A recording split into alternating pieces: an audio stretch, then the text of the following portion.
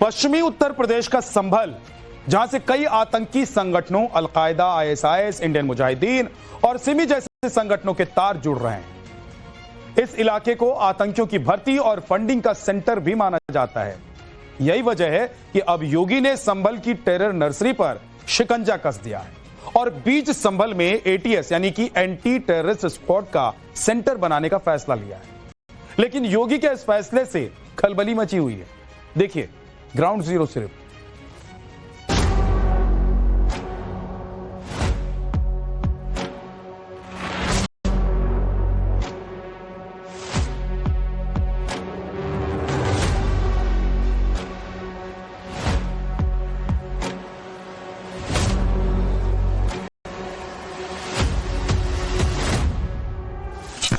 हरकत उल मुजाहिदीन के भी कई आतंकवादी यहाँ से पकड़े गए हैं, लेकिन अलकायदा जो है वो प्रमुखतया यहाँ पे बहुत मजबूती के साथ में मौजूद था और उसके साथ साथ सिमी के काफ़ी लोग यहाँ पे एक्टिव थे। हमारे संभल के लोगों को, जो संभल के बाशिंदे हैं, उनको एटीएस का रहने की जरूरत है। उनको पश्चिमी उत्तर प्रदेश में आकर लगता मानो ये मिनी पाकिस्तान है।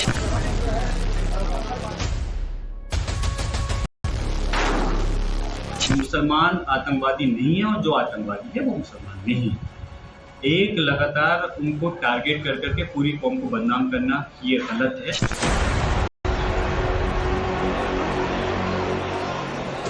जिन लोगों ने संभल के साथ पाप किया था उनको उसके पाप की सजा मिलेगी। संभल पश्चिमी उत्तर प्रदेश का वो जिला जो हमेशा से सुलगता रहा है, या यूं कहें कि साजिश के तहत सुलगाया जाता रहा, ताकि इस इलाके से नापाक मंसूबों को पूरा किया जा सके, गजवाए हिंद की साजिशों को अंजाम तक पहुंचाया जा सके। यही वजह रही कि इस इलाके से हिंदुओं के पलायन का मुद्दा हमेशा गरमाया रहा। खासकर 1978 के सांप्रदायिक दंगों के बाद से हिंसा और तुष्टीकरण की राजनीति के कारण हिंदू आबादी में भारी गिरावट आई।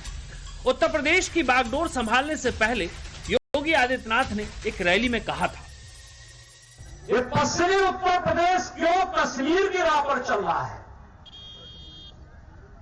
19 जनवरी 1990 कश्मीर में कश्मीरी पंडितों को व्यापक पलायन के लिए मजबूर होना पड़ा था। और जब मैं मेरठ की बात सुनता हूं, मुजफ्फरनगर की बात सुनता हूं, गाजियाबाद की और आसपास के जनपदों की बात सुनता हूं, देखता हूं, वहां की पीड़ा को नजदीक से महसूस करता हूं, तो मेरे माथे पर एक चिंता होती है इस बात की कि कहीं ऐसी स्थिति तो नहीं कि आने वाले समय में हमें यह सुनना पड़े कि पश्चिमी उत्तर प्रदेश का हिंदू भी विस्थापित हो गया, शरणार्थी शिविरों में रह रहा है। तकरीबन 8 साल का लंबा वक्त हो गया, लेकिन आज इस भाषण को सुनाने के पीछे हमारा एक मकसद है, वो सच जो बीते कई सालों से संभल में दिखाई दे रहा था। 1947 यानी आजादी के समय संभल नगर क्षेत्र में हिंदू आबादी लगभग 45% थी और तब इस इलाके में मुस्लिम आबादी 55% हुआ करती थी। 1978 के दंगों के बाद 184 लोगों की मौत हुई और इसमें मरने वालों में ज्यादातर हिंदू थे, जिसके बाद सैकड़ों हिंदू परिवारों का पलायन शुरू हुआ।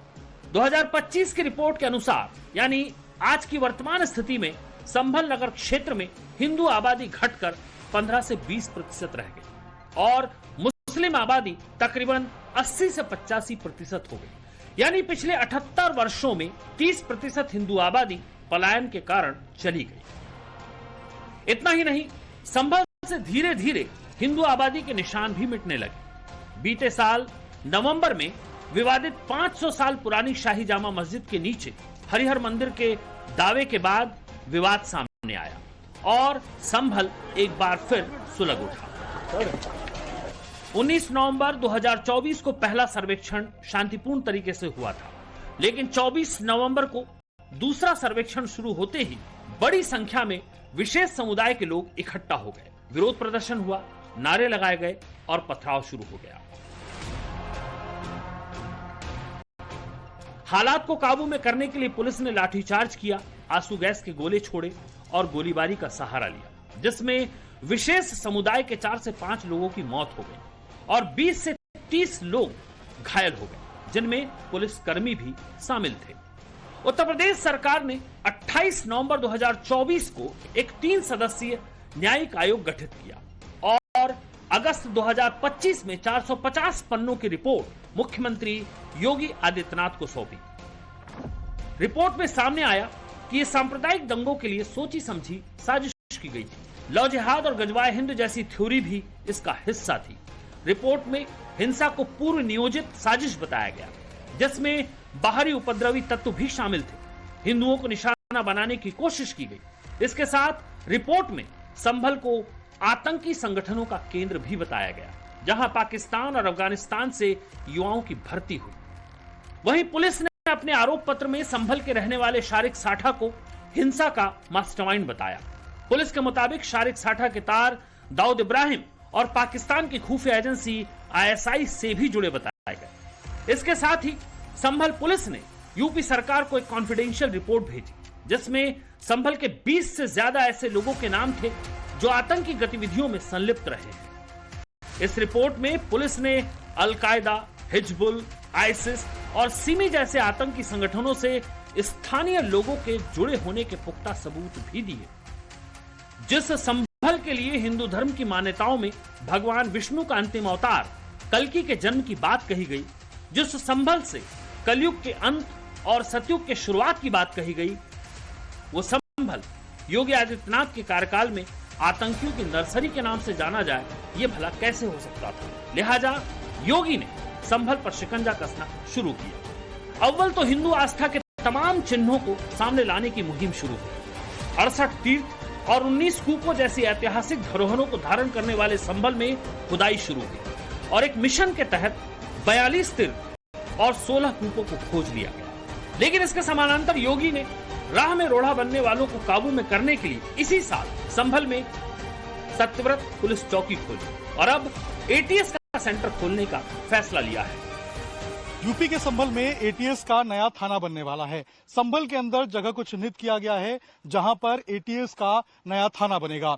ATS की अभी जो मौजूदगी है वो अस्थायी तौर पर सतवत पुलिस चौकी के अंदर की गई है, लेकिन जो परमानेंट थाना है वो बनाने के लिए जो जगह है वो चिन्हित किया जा रहा है और संभल के अंदर ही जो ये जगह है उसको चिन्हित किया जा रहा है, जहां पर ATS का जो परमानेंट थाना है वो बनाया जाएगा और ATS फिर यहां से ऑपरेट करेगी। संभल की संवेदनशीलता को देखते हुए लगातार जो यूपी सरकार और प्रशासन है वो अलर्ट मोड पर था और यही कारण है कि ATS को जो है वो अब जिम्मेदारी दी जा रही है संभल की शांति बहाली के लिए।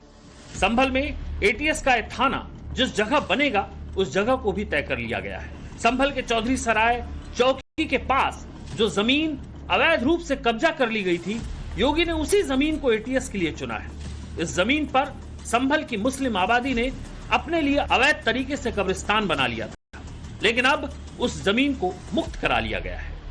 अब जगह देख रहे हैं यहीं पे चिन्हित किया गया है संभल में जो अगला ATS का थाना बनना है यहीं पे उसको बनाया जाएगा और यही कारण है कि यहाँ पर जो एक बुलडोजर है वो भी चलाया गया था। जो कब्रिस्तान यहाँ पर बाकायदा था जो सरकारी जमीन पर बना हुआ था, इसको यहाँ से खाली कराया गया है और इसी जगह को चिन्हित किया गया है अब यहाँ पर ATS का थाना बनाने के लिए। आप देखेंगे यहाँ पर जो बाउंड्रीज लगाए गए थे, जो पिलर लगाए गए थे, इनको यहाँ पर तोड़कर हटाया गया है और संभल प्रशासन की तरफ से ये पूरी कार्रवाई की गई थी और अब जो है इस पूरी जगह को चिन्हित किया गया है जहां पर ATS का जो थाना है वो बनाया जाएगा और ATS जो है वो फिर यहीं से ऑपरेट करेगी। कब्रिस्तान की इसी जमीन से अब ATS आतंकियों की कब्र खोदेगी। आतंकियों की नर्सरी के तौर पर मशहूर हो चुके संभल से खूंखार आतंकियों का कनेक्शन रहा है। CBI और NIA की रिपोर्ट में संभल को कई बार हाई रिस्क जोन करार दिया गया। बीते कुछ सालों में इस जमीन को आतंकियों ने अपने टेरर नेटवर्क की नर्सरी बना रखा था और यहां से अल-कायदा और हिजबुल मुजाहिदीन जैसे आइसिस से जुड़े आतंकी दबोचे जा चुके हैं। हरकतुल मुजाहिदीन के भी कई आतंकवादी यहाँ से पकड़े गए, लेकिन अल-कायदा जो है वो प्रमुखतया यहाँ पे बहुत मजबूती के साथ में मौजूद था और उसके साथ साथ सिमी के काफ़ी लोग यहाँ पे एक्टिव थे। बाटला हाउस में भी संभल हिंसा के कई सारे लोग पकड़े गए हैं, जो कि ये दर्शाता है कि यहाँ के ज़्यादातर लोग हैं उनका दिल्ली का और संभल का डायरेक्ट कनेक्शन रहा है। तो उसके लिए मुझे लगता है ये एक बहुत ही अच्छा निर्णय है जिसमें ATS की टीम है वो इन लोगों पे जो देश की राष्ट्रीय सुरक्षा को खतरा पहुँचाते हैं उसके लिए लगी रहेगी। तो संकल्प में आज इतना ही। कल फिर आपसे मुलाकात होगी। तब